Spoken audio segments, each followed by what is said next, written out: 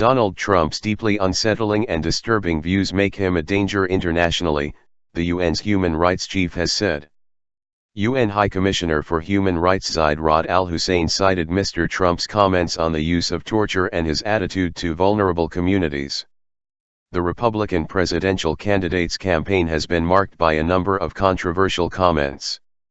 Recent crude remarks about women have caused the biggest political fallout.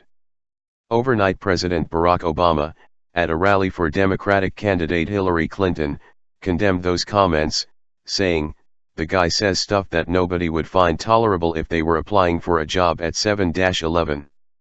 Mr. Hussein said at a news briefing in Geneva, "If Donald Trump is elected on the basis of what he has said already, and unless that changes, I think it is without any doubt that he would be dangerous from an international point of view." Mr. Hussein said he was not keen or intent on interfering in any political campaign within any particular country.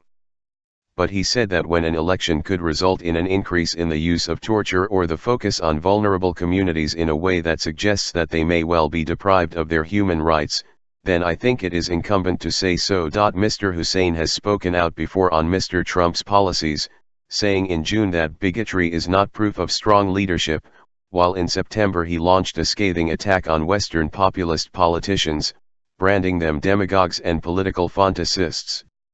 During the campaign, Mr. Trump has said that torture works and has promised to bring back a lot worse than waterboarding. Waterboarding and other harsh interrogation techniques previously used by U.S. forces on terror suspects have been banned by the Obama administration.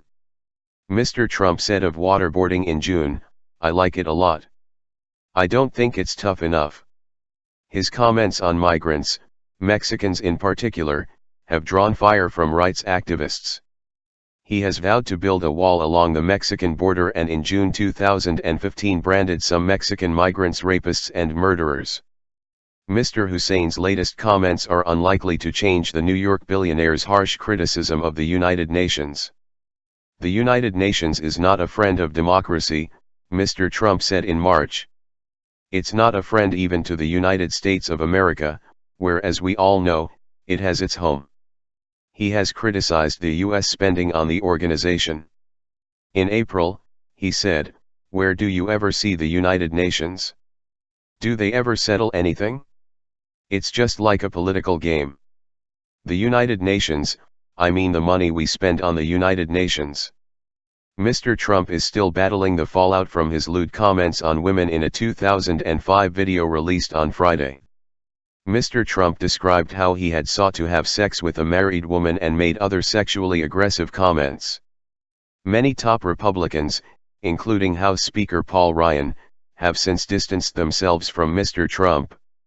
Mr. Trump fired back in a string of tweets, saying the shackles had been removed, allowing him to fight for America the way I want to. He said he neither wanted nor needed Mr. Ryan's support. Mr. Trump said disloyal Republicans come at you from all sides. They don't know how to win, I will teach them. Mr. Obama weighed in against Mr. Trump at a campaign rally in Greensboro, North Carolina. He said, "You don't have to be a husband or a father to say that's not right. You just have to be a decent human being." Mr. Obama questioned how senior Republican politicians could still want Mr. Trump to be president. Meanwhile, Mr. Trump delivered a gaffe while addressing supporters in Florida on Tuesday, telling them to go out and vote on the wrong date. ABC News footage showed him saying, "Go and register. Make sure you get out and vote, November 28. The election is on November 8. A recent PRI/Atlantic poll suggested Mrs. Clinton holds a 49-38 lead over her opponent.